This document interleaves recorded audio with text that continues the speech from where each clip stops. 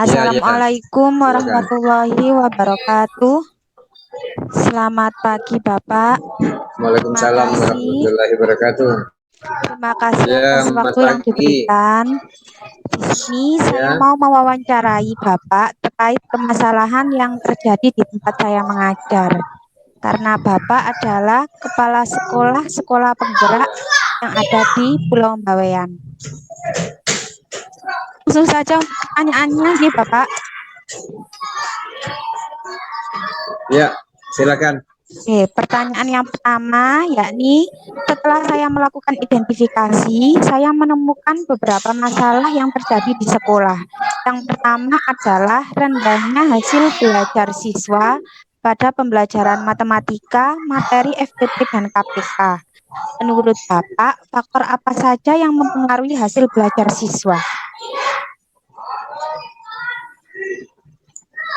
Oke, matematika adalah sebuah pembelajaran yang harus diberikan kepada anak dengan berpedoman kepada kaidah dalam pelajaran matematika terkait dengan materi yang ditanyakan oleh Budia selaku guru saya di UPT SDN 337 Gresik. Nah, ini rendahnya hasil belajar siswa pada pembelajaran matematika pada materi FPB dan KPK ini merupakan satu hal yang harus dicerna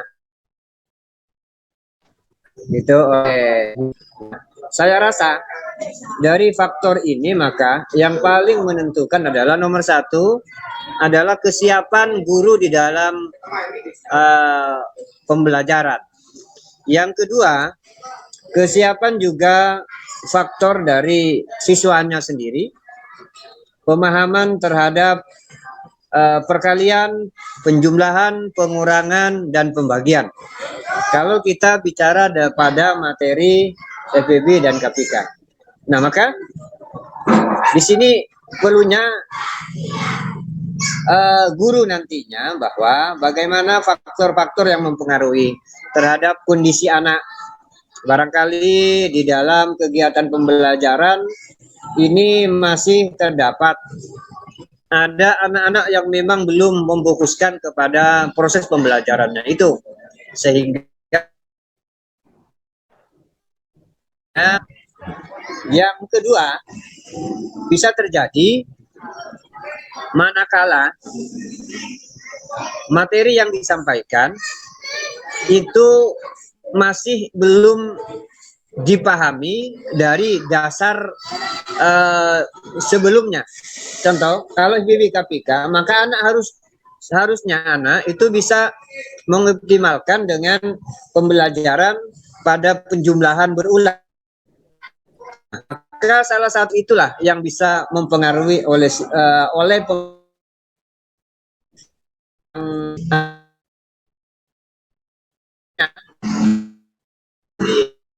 bicara dengan siswa, maka di sini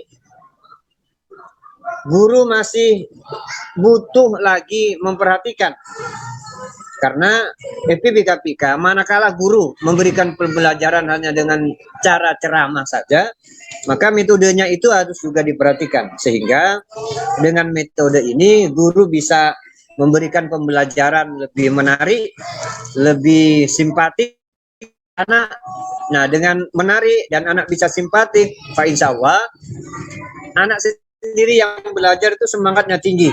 Dengan belajar semangat tinggi, nah yakin saya bahwa hasil pembelajarannya akan baik. Kira-kira begitu, Ibu. Faktor-faktornya tadi sudah saya jelaskan. Gitu, Ibu. Oke, terima kasih, Pak.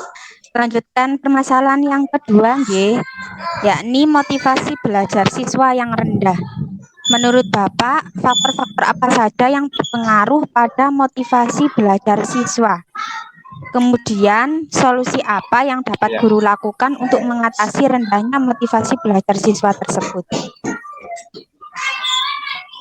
Ya, yang pertama dari permasalahan ini, guru harus melakukan sesuatu dulu, Bu. Di sini ada, kalau kita sekolah penggerak, maka guru wajib di awal melakukan diagnostik, ya. Nah, ini harus dilakukan sehingga nanti guru tahu persis karakter anak, gaya belajar anak, dan apa motivasi yang bisa memberikan anak. Kita tahu bahwa di dalam proses pembelajaran guru harus menguasai yang namanya dari gaya belajar siswa. Ada 3 gaya belajar siswa. Yang pertama adalah gaya belajar auditori. Kalau matematika barangkali auditorinya bisa saja dilakukan dengan cara menghafal. Itu menghafal barangkali, kalau matematikanya bisa seperti itu. Yang kedua adalah dengan visual. Anak harus melihat. Dengan cara melihat, insya Allah anak bisa lebih memahami dari kegiatan itu. Yang ketiga ini yang lebih menarik mestinya, kalau memang bisa dipadukan oleh guru, sehingga yang ketiga itu adalah gaya belajar kinestetik. Nah, gaya belajar kinestetik ini bisa dilakukan oleh guru untuk memotivasi anak, meningkatkan motivasi belajar anak, sehingga dengan banyak belajar, banyak diberikan contoh-contoh, terus latihan keseharian yang berkenaan dengan keseharian di dalam kehidupannya di sekolah maupun di rumah, dan itu bisa lebih sesuai dengan gaya belajarnya. Nah, solusinya ketika sudah menguasai gaya belajar anak, maka langkah berikutnya adalah guru harus bisa memberikan solusi. Anak yang gaya belajarnya auditori, maka guru harus memberikan layanan itu. Yang kedua, ada pelayanan juga visual, maka guru memberikan. Yang ketiga, dengan gaya kinestetik, maka guru juga harus memberikan layanan itu. Tetapi ada tetapinya, Ibu. Bukan berarti anak itu digolong-golongkan, Bu. Satu deret bangku itu auditori, satu deret bangku itu bukan begitu. Tetapi anak tetap pada tempat duduknya yang semula, tetapi guru tahu persis, oh anak ini yang gaya belajarnya yang senang dengan auditori, teman mendengar, maka nanti akan diberikan rangsangan-rangsangan di dalam motivasi pembelajaran dengan gaya mendengarkan. Berikutnya, ini setelah anak tahu melakukan ini, maka tinggal kontrol saja nanti. Jadi tidak pembelajaran sebelumnya, sehingga pada waktu pelaksanaan guru lebih rileks, lebih santai, guru hanya sebagai fasilitator saja. Seperti itu, Ibu, kira-kira. Ya, dilanjut, Ibu. Untuk pertanyaan terakhir, yakni permasalahan yang ketiga, guru belum mengoptimalkan pemanfaatan teknologi dalam pembelajaran. Menurut Bapak, apakah teknologi itu penting digunakan oleh seorang guru dalam pembelajaran? Ya, kita sekarang ada di era 4.0 ya, atau dikenal dengan era abad 21. Nah, perkembangan zaman ini sangatlah pesat.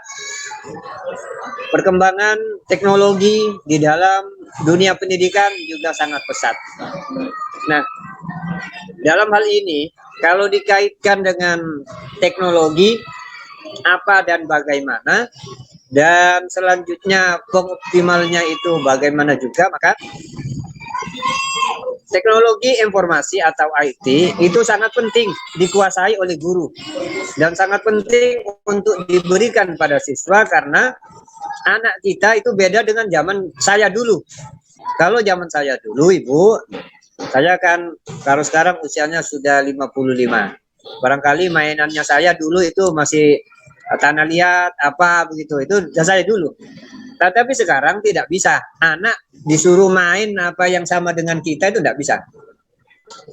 Kenapa begitu? Karena menurut beberapa pakar, anak ini ya, kenapa anak sekarang lebih pandai menggunakan alat-alat teknologi begitu ya, ketimbang orang tua kita, mana anak itu masih mahir anak-anak. Nah, karena kalau kita kaitkan dengan ilmu perkembangan pendidikan dan ilmu perkembangan jiwa, maka anak sewaktu di dalam rahim ibu itu sudah mendapatkan sinyal-sinyal berupa penggunaan teknologi. Contoh saja, ibunya sering browsing untuk apa umpamanya murotal Al-Quran, terus browsing mungkin hal-hal pendidikan yang bisa dikembangkan, YouTube pendidikan. Nah, dalam hal ini maka secara otomatis ini merupakan satu hal yang harus dicerna oleh kita sebagai insan pendidikan. Maka teknologi itu sangat memang wajib diberikan kepada siswa sehingga anak-anak kita bisa dilayani. Salah satu contoh, ketika kemarin pandemi, saya yakin guru saya Budia juga melakukan. Ternyata guru saya bisa memberikan pembelajaran yang semula sebelum Budia masuk, saya sudah ada pembelajaran asesmen berbasis IT, yaitu dengan CBT. Nah, maka ketika masuk pada masa pandemi, ternyata anak itu sudah bisa menggunakan alat itu karena sebelumnya sudah memang di sekolah ini dilakukan yaitu asesmen yang berbasis CBT. Nah, alhasil dari kegiatan teknologi ini itu ada Google Form, ada Google Doc, ada Google Meet, ada macam-macam di dalam penggunaan ini. Maka kalau dikaitkan lagi dengan teknologi pendidikan untuk anak pada FPB KPK, maka ini sangat menarik Ibu, karena banyak permainan-permainan untuk FPB KPK yang bisa diterapkan oleh guru sehingga proses pembelajaran di sekolah bisa dilaksanakan. Nah, satu hal lagi, tidak semua guru itu menguasai IT. Maka ada beberapa guru katakan gitu yang belum bisa menguasai IT karena memang faktor usia. Tetapi beliaunya atau guru-guru itu masih punya semangat tinggi. Maka dari itu beliau masih bisa kita manfaatkan sebatas mengoperasikan, melakukan pendampingan dari guru yang lain atau tenaga TU yang lain. Nah, intinya proses pembelajaran di dalam IT itu wajib, apalagi kita di sekolah ini punya perangkat komputer, lab komputer, ini bisa juga digunakan nanti oleh guru dalam rangka untuk meningkatkan mutu pendidikan di perusahaan dan KPK. Begitu ya kira Bu dia. Oke Pak, terima kasih. Apakah di sekolah Bapak guru sudah menggunakan peralatan seperti proyektor, LCD, dan internet yang disediakan oleh sekolah, smart TV, dan lain-lain, atau masih ada juga yang belum menggunakan teknologi tersebut, Pak? Ya, dalam kegiatan ini di sekolah alhamdulillah tadi saya sudah mengatakan bahwa sekolah mempunyai lab komputer. Kalaupun untuk penunjang lainnya alhamdulillah ada beberapa alat. Kalau proyektor kita punya 3 proyektor sehingga tidak semua kelas sementara dapat proyektor. untuk kegiatan untuk media multimedia seperti Smart TV, Android TV, alhamdulillah ada 3 kelas yang sudah terpasang di sekolah kita untuk penggunaan alat Smart TV itu di kelas. Jadi sudah ada 3 kelas yang menggunakan, karena kita selaku sekolah penggerak, maka saya berusaha selaku pimpinan untuk menghadirkan teknologi di dalam kelas. Dan hasilnya luar biasa. Anak-anak sangat senang sekali begitu. Nah, itu Budia, kira-kira Budia. Oke, Pak. Kemudian untuk mengatasi permasalahan menyangkut guru yang masih belum mahir IT, apakah sekolah perlu untuk memberikan pelatihan dan semacamnya pengembangan diri mereka, Pak? Ya, terima kasih. Nah, ini kebetulan saya merancang kurikulum. Nah, ini kurikulumnya. Nah, yang dikatakan Budia ini masuk di dalam sini, peningkatan mutu SDM. Nah, terkait dengan sini maka ada beberapa hal. Nah, kalau kemarin sempat kita mengadakan workshop untuk peningkatan mutu pendidikan, khususnya peningkatan mutu SDM guru, yang di dalamnya adalah kita menggunakan Google Education itu, ya. Maka alhamdulillah ada beberapa guru yang sudah menguasai dan ada beberapa guru masih tahap belajar. Nah, di dalam tahap belajar ini saya masih menekankan terus. Saya selalu mendampingi pada guru di dalam melakukan kegiatan proses pelatihan. Dan menjadi satu kewajiban bagi saya untuk melakukan suatu terobosan. Tak jarang saya menghadirkan guru seperti awal pandemi kemarin. Saya menghadirkan seorang pakar dari kegiatan untuk pembuatan video YouTube, dan ini alhamdulillah sudah diikuti oleh seluruh guru dan hasilnya bisa dilihat pada channel YouTube UPT SDN 337 Gresik, yang merupakan satu hasil bahwa guru-guru kita itu sudah berkarya. Begitu. Adapun yang masih berjalan, ini tetap di dalam pendampingan terus. Di samping itu ada kegiatan oleh dan pelatihan-pelatihan yang dilakukan oleh KKKS begitu. Oke, Pak. Terima kasih. Yang terakhir adalah apa kesan Bapak terhadap kegiatan wawancara hari ini dan juga terhadap pelaksanaan PPG yang sedang saya laksanakan? Kesan dari Bapak. Kegiatan merupakan satu hal yang baik bagi saya, karena saya dapat memaparkan apa yang pernah saya lakukan, apa yang pernah saya rancang. Nah,